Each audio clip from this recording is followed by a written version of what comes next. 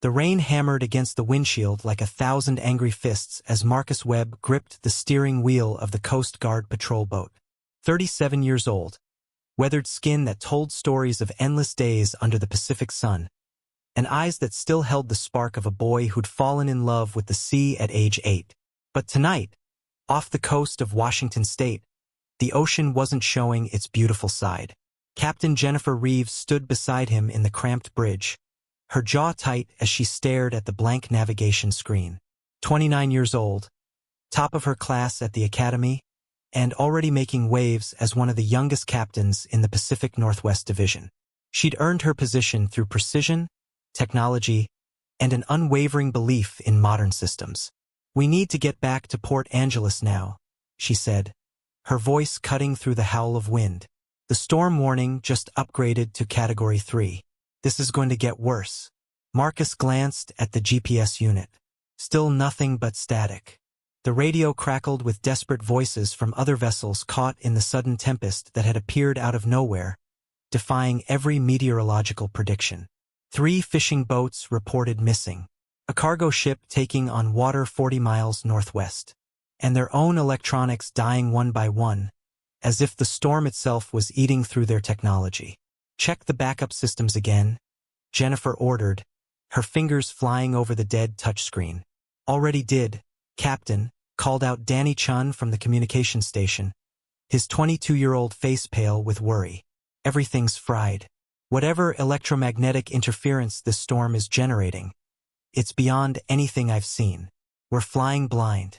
Marcus reached into his jacket pocket and pulled out a brass compass. The metal was tarnished, the glass face scratched from decades of use. It had belonged to his grandfather, Harold Webb, a merchant marine who'd sailed through World War II and lived to tell tales that seemed impossible. "We're not completely blind," Marcus said quietly. Jennifer turned, and when she saw what he was holding, something between disbelief and anger flashed across her face. "You cannot be serious right now." "Dead serious, Captain. This compass has never let me down." "A compass?" Danny let out a sharp laugh that bordered on hysteria. "We're in the middle of a technological nightmare and you're pulling out a museum piece?" Jennifer stepped closer to Marcus, her voice dropping to a harsh whisper. "Webb, I've tolerated your old-school methods because you know these waters. But we are in a crisis. We need real navigation, not sentimental toys from a bygone era." Marcus felt the familiar sting of dismissal. It was a feeling he'd grown accustomed to over the past 5 years, watching as the Coast Guard transformed into something unrecognizable. Everything became digital, automated, dependent on satellites and screens. The younger recruits looked at him like he was a relic, something to be politely ignored until retirement. Even his suggestions in briefings were met with barely concealed smirks. "This toy, as you call it, worked when my grandfather's ship lost all power in the North Atlantic in 1943, Marcus said, his voice steady despite the boat lurching sideways. "It worked when I got caught in a freak storm off Vancouver Island in 2003. And it'll work now. Compasses can be thrown off by electromagnetic interference too." Jennifer shot back. "That's basic physics, Webb. Not this one. The old brass housing protects it. My grandfather had it specially made by a craftsman in Boston. It survived worse than this." Jennifer turned away, her shoulders rigid with frustration. "Get on the radio. Find out if anyone else has functional navigation. We'll figure this out with real equipment or we're not moving." For the next 20 minutes, Danny worked the radio while the storm intensified. The boat pitched violently, and Marcus could hear loose equipment sliding across the deck below. Reports came in fragmented, panicked. 2 of the fishing boats had collided trying to navigate back to harbor. The cargo ship was listing badly, and another Coast Guard vessel, the Steadfast, had run aground on rocks near Cape Flattery trying to navigate by dead reckoning. "Captain, we just got word that Port Angeles is shutting down their harbor operations," Danny reported, his voice shaking. "They can't guide anyone in. The lighthouse backup generators failed. They're recommending all vessels find shelter and anchor until the storm passes." "Where exactly are we supposed to shelter without knowing where we are?" Jennifer demanded, but her voice had lost some of its certainty. Marcus unfolded a waterproof chart on the navigation table, the paper crackling under his calloused fingers. He set the compass beside it, watching the needle settle and hold steady, pointing true north despite the chaos around them. "There's a natural cove," he said, tracing his finger along the coastline, "about 8 miles southeast of our last known position, protected by high cliffs on 3 sides, deep enough for our draft but sheltered from these waves. My grandfather used it during the war when running dark up the coast." Jennifer stared at the chart, then at Marcus, then back at the compass sitting innocently on the table. Her expression hardened into something cold and dismissive. "You want me to risk this entire crew on folklore and a hunch?" She shook her head sharply. "Absolutely not. We anchor here and wait it out." "Captain, with respect, we're in a shipping lane," Marcus said, keeping his voice measured. "In zero visibility. Any cargo vessel trying to navigate through here could ram us before they even see us on their radar, if their radar is even working." "Then we'll keep the horn going and pray," Jennifer snapped. "What I won't do is sail blind into rocks because you have faith in a trinket." Danny looked between them, uncertainty written across his young face. The boat rolled hard to starboard, and he grabbed the console to steady himself. "Captain, the weather service is saying this storm could last 6 to 8 hours. That's a long time to sit here hoping nobody hits us." Jennifer's eyes flashed. "I didn't ask for your opinion, Chen. I gave an order." The radio crackled with a new transmission, broken and desperate. "This is the Pacific Wanderer requesting immediate assistance. We've lost all navigation. Taking on water. Approximate position 47 degrees north, 124 degrees west. We have 9 crew members. Repeat, we are taking on water." Marcus felt his chest tighten. That position put them northeast, probably about 12 miles out. In this storm, they had maybe an hour before the ocean swallowed them whole. "We have to go," he said. "With what navigation, Webb?" Jennifer's voice rose. "You want me to steam full speed into a storm with no instruments based on your grandfather's compass?" "Yes." The single word hung in the air between them.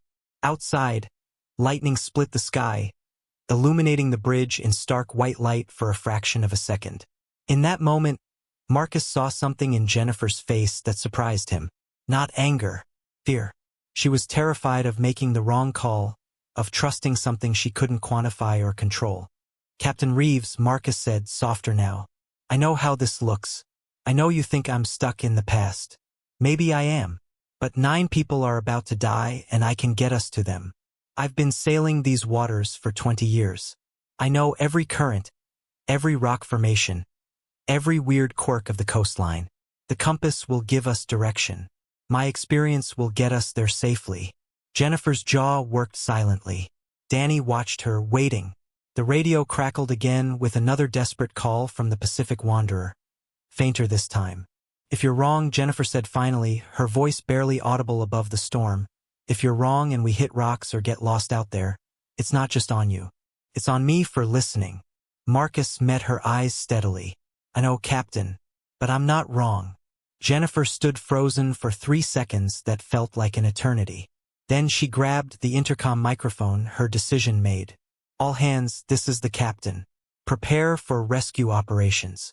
We're heading northeast to assist the Pacific Wanderer. Secure all equipment and brace for heavy seas." She turned to Marcus, her expression unreadable. "Your compass, your navigation, but I'm watching every move. 1 degree off course and we turn back." Marcus nodded, moving to the helm with the compass in his palm.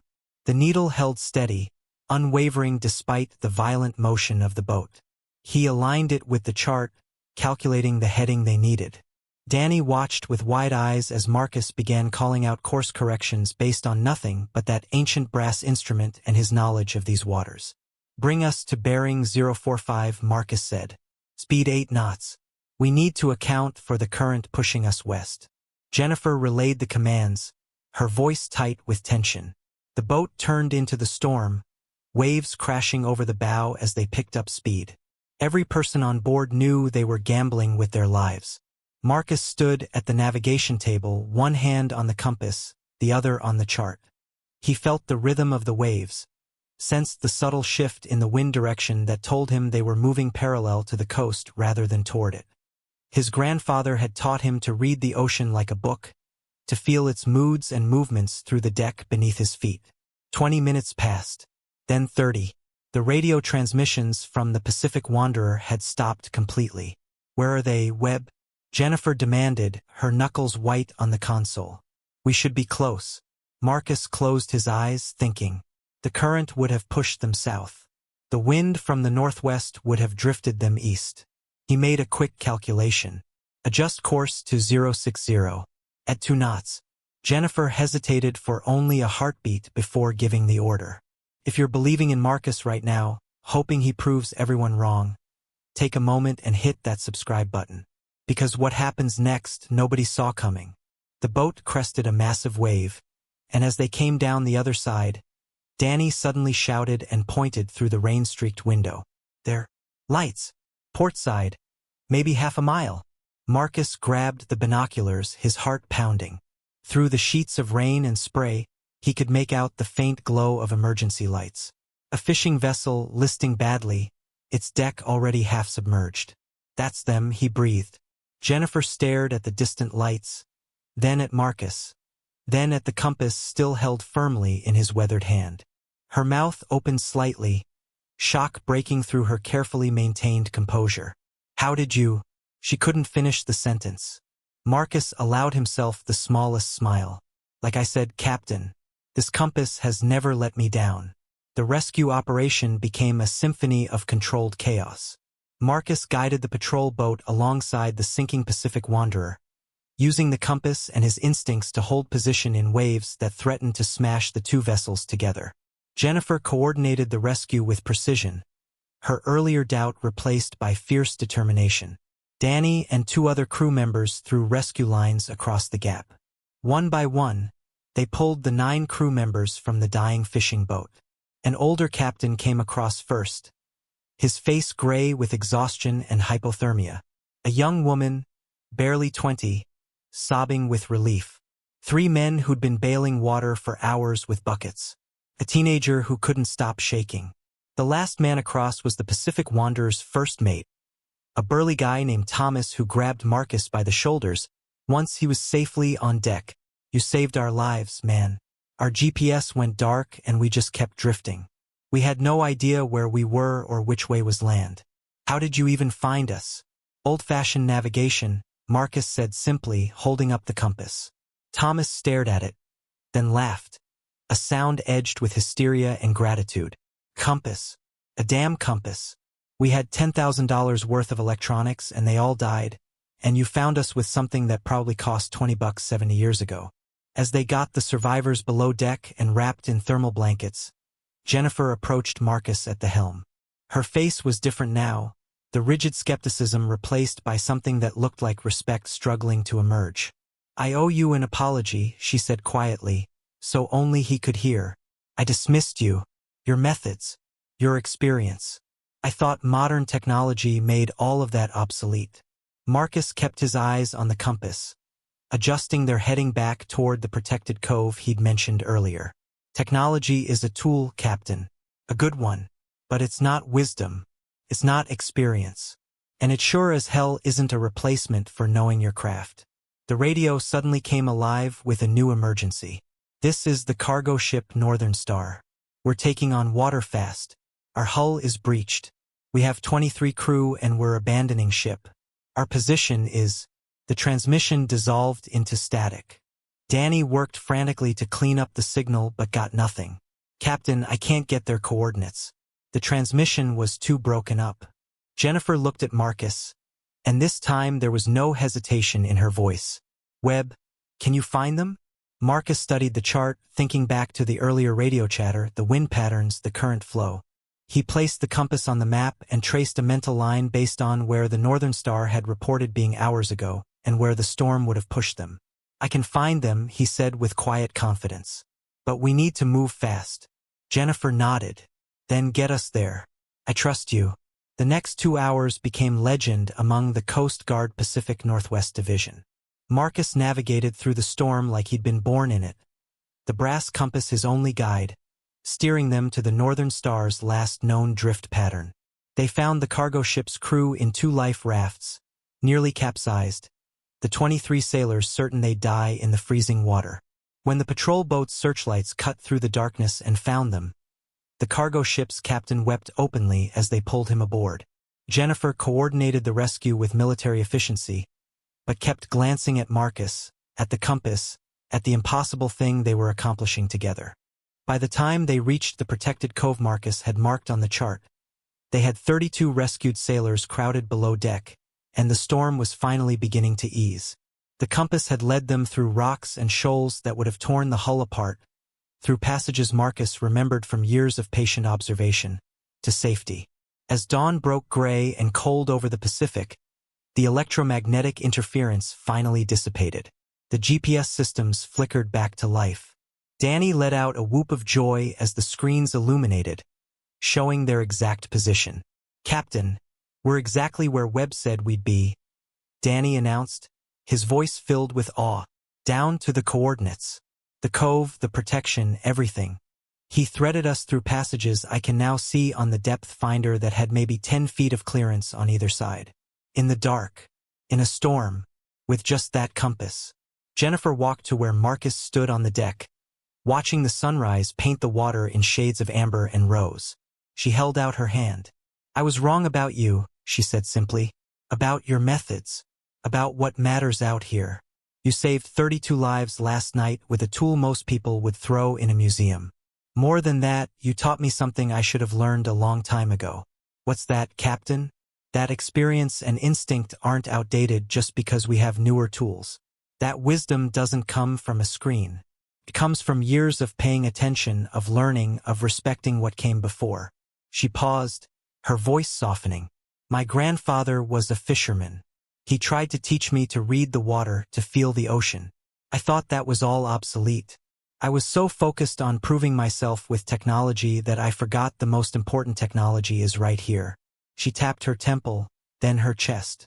Marcus shook her hand firmly. "Technology fails, Captain. Weather changes. Equipment breaks. But knowledge, real knowledge, that stays with you." The radio crackled with incoming transmissions. The Coast Guard Command Center, systems restored, was coordinating the aftermath. News of their rescue mission had spread.